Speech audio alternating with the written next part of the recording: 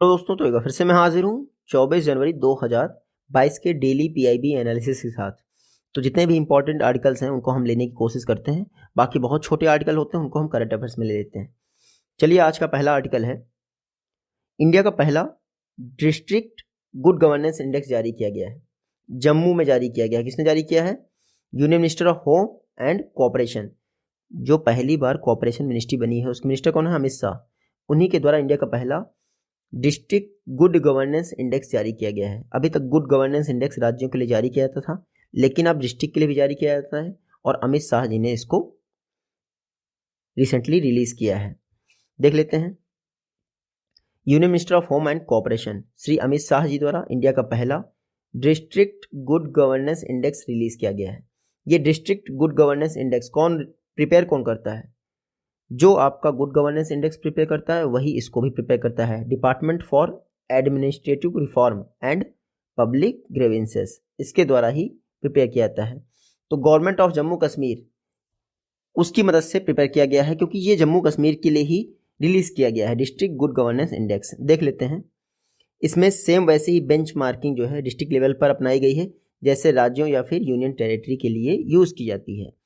अमित शाह जी ने national good governance index भी release किया था, जो आपका गुड गवर्नेंस डे था 25 दिसंबर को, उसी दिन। तो गुड गवर्नेंस इंडेक्स 2021 में जम्मू एंड कश्मीर ने क्या किया था? 3.7% का गुड गवर्नेंस इंडिकेटर दिखाया था, जो कि अपने आप में ही अच्छा है।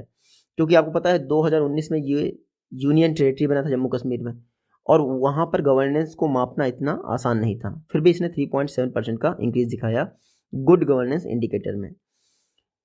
यहाँ पर देख लीजिए, जम्मू कश्मीर ने सबसे ज़्यादा कॉमर्स एंड इंडस्ट्री में, लेकिन ये तो आपसे पूछेंगे नहीं। खासकर हमारे लिए गुड गवर्नेंस इंडेक्स इंपॉर्टेंट है, क्योंकि अमित शाह जी ने 25 दिसंबर को रिलीज़ किया था, जिस दिन आपका गुड गवर्नेंस डे होता है उसी दिन। कुछ समय पहले ही कैडलर का गुड गवर्नेंस इंडेक्स आया था, उसमें इंडिया की रैंक थी 49th। कितनी थी? 49th। ये ओवरऑल वर्ल्ड की बात की जाए तब की बात कर रहा हूँ मैं। वैसे गुड गवर्नेंस जो फ्रेमवर्क है ये क्या करता है? एक कंपेरेटिव पिक्चर प्रोवाइड करता है राज्यों की, कि किस राज्य में गवर्नेंस अच्छी है, किस राज्य में थोड़ी सी बेकार है। 2021 का जो गुड गवर्नेंस इंडेक्स था उसमें 20 राज्यों द्वारा इंप्रूवमेंट दिखाई गई थी। क्या? 20 राज्यों द्वारा इंप्रूवमेंट दिखाई गई थी। गुड गवर्नेंस इंडेक्स 6 महीने पे जारी किया जाता है, बाई एनुअल है यार। ठीक है, देखिए, बाई एनुअल मतलब 2 साल में एक बार, और बाई एनुअल मतलब 1 साल में 2 बार।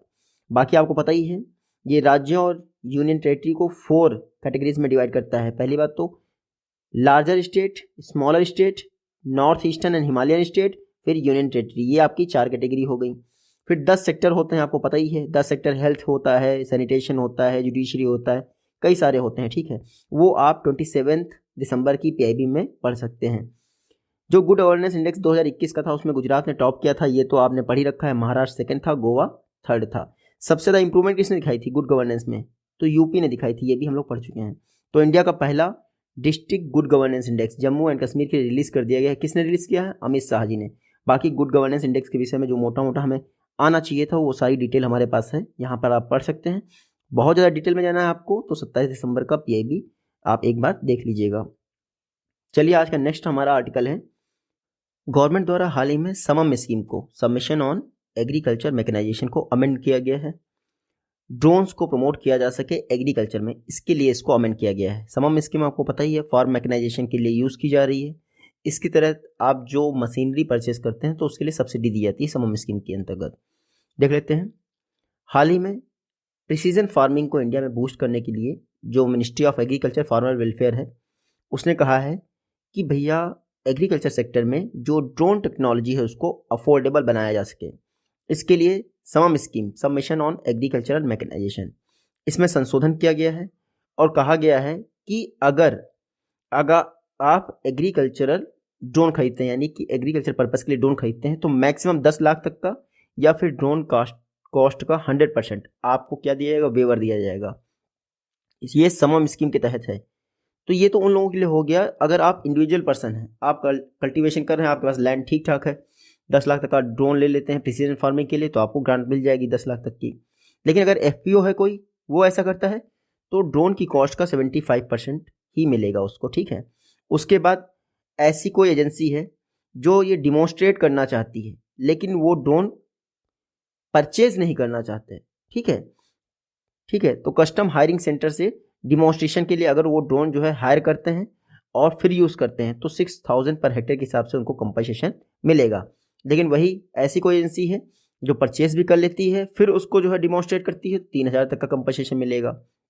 हमारे लिए ये भले ही ना इंपॉर्टेंट हो, हाँ ये इंपॉर्टेंट है कि पहले से जो कोऑपरेटिव सोसाइटीज़ हैं, एफपीओज हैं, रूरल एंटरप्रेन्योर्स हैं या फिर कस्टम हायरिंग सेंटर्स हैं, इनको ड्रोन परचेज करने के लिए 40% तक का ग्रांट या फिर 4 लाख तक का ग्रांट मिलेगा।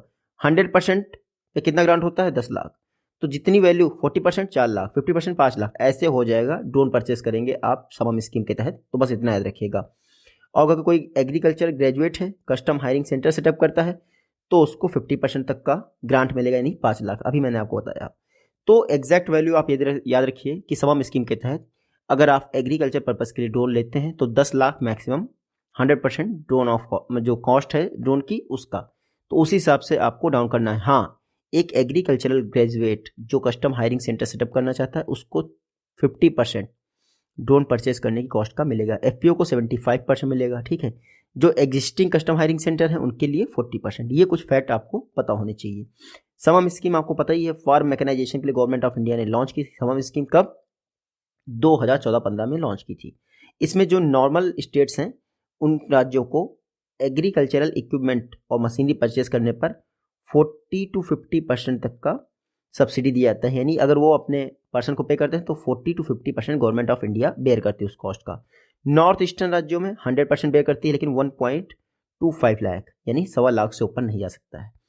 फार्म मैकेनाइजेशन की बात करें तो इंडिया में 40 to 45% ही फार्म मैकेनाइजेशन हो पाया है। खास करके उन राज्यों में हो पाया है जो यूपी, हरियाणा या पंजाब जैसे राज्यों में आते हैं। नॉर्थ ईस्टर्न राज्यों में तो वैसे भी इंडिया में कुछ हो नहीं पाया है, ठीक है। बाकी विदेशी में बात करें तो यूएस में देखिए 95% फार्म मैकेनाइजेशन है, ब्राज़ील में 75% है। तो इंडिया में अभी भी फार्म मैकेनाइजेशन उस स्तर पर नहीं पहुंचा है जितनी ज़रूरत है, ठीक है। इसीलिए समम स्कीम लॉन्च की गई 2014-15 में कि फार्म मैकेनाइजेशन को बढ़ावा दिया जा सके। अब ड्रोन्स को भी शामिल कर लिया गया है, देखते हैं फ्यूचर में क्या होता है।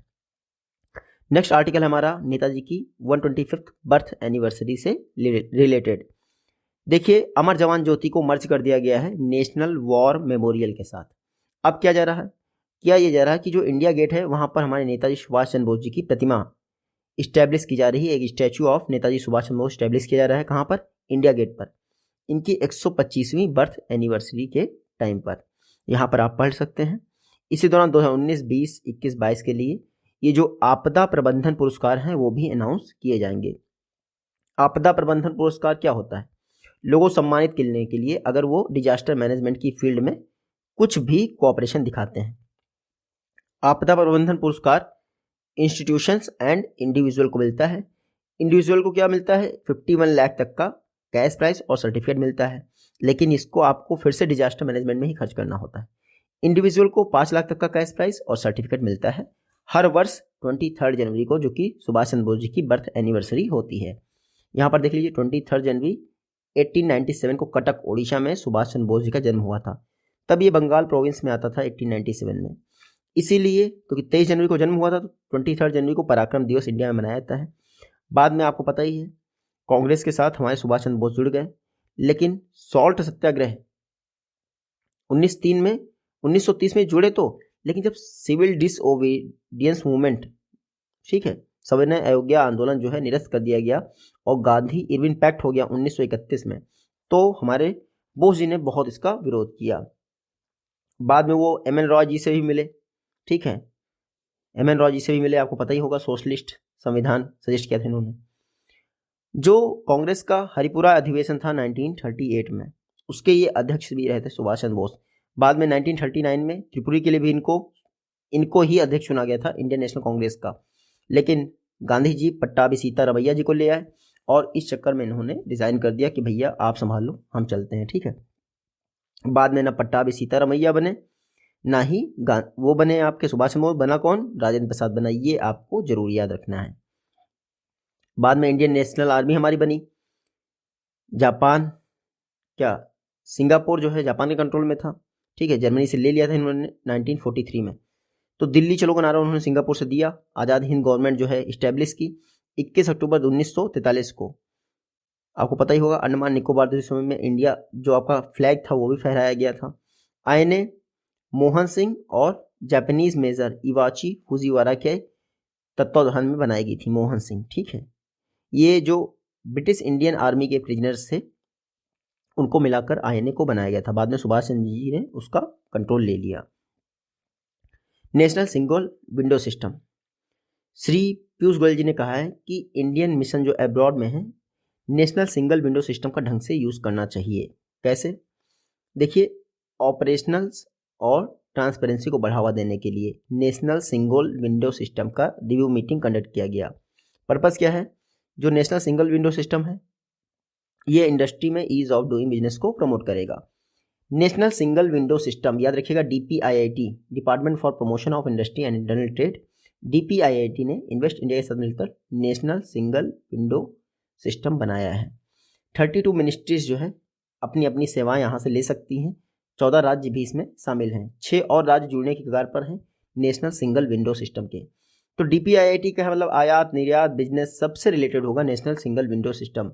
बाकी मेरे ख्याल से यहाँ पर आपको ये सब पढ़ने की जरूरत नहीं है। 544 अप्रूवल जो है दे रही है सर्विस। पहला अप्रूवल दिया गया है किसको? कटारिया रिसाइकलिंग प्राइवेट लिमिटेड को, जो कि व्हीकल स्क्रैपेज फैसिलिटी है खेड़ा गुजरात में। ये नेशनल सिंगल विंडो सिस्टम के साथ अप्रूवल दिया गया है। सितंबर 2021 में मिनिस्ट्री ऑफ कॉमर्स और इंडस्ट्री द्वारा national single window system launch किया गया इन्वेस्टर्स और बिजनेस के लिए, ताकि ईज ऑफ डूइंग बिजनेस को इंप्रूव किया सके। Ease of doing business report world bank द्वारा जारी की जाती है। 2020 में इंडिया की रैंक थी 63rd, और बाद में जैसे इंडिया की रैंक इतनी आई तो वर्ल्ड बैंक भी थक गया, यार इंडिया लोग कर क्या रहा है, और बंदी कर दिया कि डूइंग बिजनेस रिपोर्ट जो है पब्लिश ही नहीं करेंगे। हालांकि चाइना के चक्कर में बंद किया था, वो बात अलग है। इन्वेस्ट इंडिया का नाम आया है, जो कि नेशनल सिंगल विंडो सिस्टम को बना रहा है DPIIT के साथ मिलकर। तो आप इन्वेस्ट इंडिया देख लीजिए। इंडिया की national investment promotion and facilitation agency है। 2009 में इसकी स्थापना की। नॉन प्रॉफिट वेंचर है। DPIIT के तहत कार्य करता है, ministry of commerce and industry के तहत। ये आपको याद रखना है। नेक्स्ट हमारा आर्टिकल रिपोर्ट रिलीज की गई है, banking on electric vehicles in India report. इस रिपोर्ट को प्रिपेयर किया है NITI Aayog, Rocky mountain institute और RMI इंडिया ने। इलेक्ट्रिक व्हीकल जो फिनांस मार्केट है उसके विषय में बात की गई है इस banking electric vehicles in India report में। ये देख लीजिए, banking on electric vehicles in India report, NITI Aayog, RMI India ने ये रिपोर्ट रिलीज कर दी है, याद रखिएगा।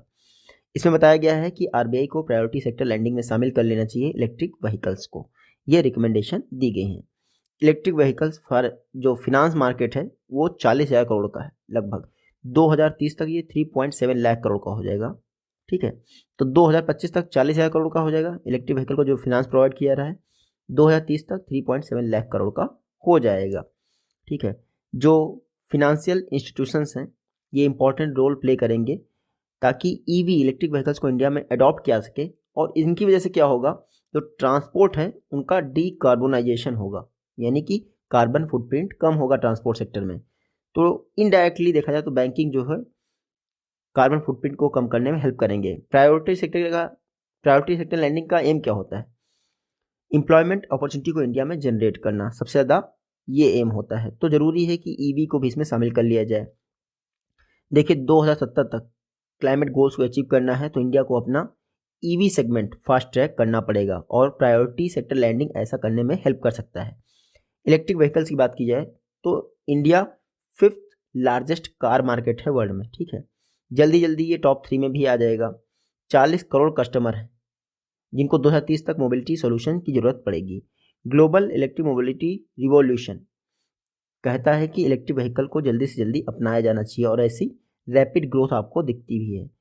100 कार में से 2 यानी 100 में से 2 कारें जो है इलेक्ट्रिक व्हीकल होंगी 2020 में, और ये 2.1 मिलियन यानी लगभग 21 लाख हो गए। तो ये अपने आप में बहुत बड़ी अचीवमेंट है इंडिया के लिए। ग्लोबल EV फ्लीट 80 लाख कारें जो है ग्लोबली 2020 में सेल की गई हैं। तो ये इलेक्ट्रिक व्हीकल जो है ग्लोबल व्हीकल स्टॉक का 1% होता है, या फिर ग्लोबल कार सेल का 2.6% होता है, यानी कि जितने भी व्हीकल सेल हुए उसका 1% इलेक्ट्रिक व्हीकल हो गया, या फिर सिर्फ कार की बात तो 2.6% ग्लोबल व्हीकल का हो गया। इंडिया सपोर्ट कर रहा है EV30 कैंपेन को। अब EV30 कैंपेन है क्या? 2030 तक जितने भी नए व्हीकल सेल किए हैं उनका 30% क्या हो, इलेक्ट्रिक व्हीकल हो। इंडिया ने COP26 जो कि ग्लासगो स्कॉटलैंड में हुआ वहाँ पर 5 एलिमेंट बताए क्लाइमेट चेंज की एडवोकेसी के लिए, पंचामृत जी को नाम दिया गया, ठीक है। वो 5 एलिमेंट हम लोग पहले पढ़ चुके हैं। एक बार अगर आप रिवीजन करेंगे पीआईबी का तो आपको मिल जाएगा, वरना आने वाली वीडियोस में कोशिश करूंगा कि इंक्लूड कर लूँ। पंचामृत शब्द याद रखिएगा, ये किसके लिए रिलेटेड है? ग्लासगो समिट यानी climate change. Government of India ने ग्लासगो समिट में पार्टिसिपेट किया, कई सारे आइडियाज़ दिए। इन्होंने कहा इंडिया अपनी एनर्जी नीड्स का 50% क्या रिन्यूएबल सोर्सेज से एड्यूस करेगा, मतलब कि यूज़ करेगा। कार्बन एमिशन 1 बिलियन टन जो है 2030 तक कम करेगा, 2070 तक नेट जीरो कार्बन अचीव कर लेगा इंडिया, तो ये अपने आप में अच्छा है। इंडिया लार्जेस्ट एक्सपोर्टर हो गया है कुकुम्बर एंड खरकिन्स का, यानी जो खीरे होते हैं उनका लार्जेस्ट एक्सपोर्टर हो गया है अप्रैल से अक्टूबर के बीच में। कुछ खास नहीं है, देख लीजिए 114 मिलियन डॉलर का कुकुम्बर जो है एक्सपोर्ट किया गया है। इंडिया एक तरह से लार्जेस्ट एक्सपोर्टर हो गया है घरकिन कुकुम्बर का। 2 कैटेगरी होती है कुकुम्बर और घरकिन्स की, खीरे होते हैं, आप देख लीजिए। बेसिकली यहाँ पर हमारे लिए ये खास नहीं है आर्टिकल, बस हमारे लिए खास ये है कि जो वर्ल्ड में कुकुम्बर या घरकिन्स का प्रोडक्शन होता है उसका 15% हमारे इंडिया में प्रोड्यूस किया जाता है। 4 मीट्रिक टन पर एकड़ के आसपास से ये क्रॉप होती है। इंडिया में सबसे ज़्यादा कुकुम्बर या घरकिन कहाँ होता है? हरियाणा में होता है, मध्य प्रदेश में होता है। जायद की क्रॉप है ये घरकिन या कुकुम्बर। तो ये लास्ट हमारा आर्टिकल था, कुछ खास नहीं था। देखते हैं, आपसे मिलते हैं आपसे अपनी नेक्स्ट वीडियो में। तो take care, good bye and जय हिंद।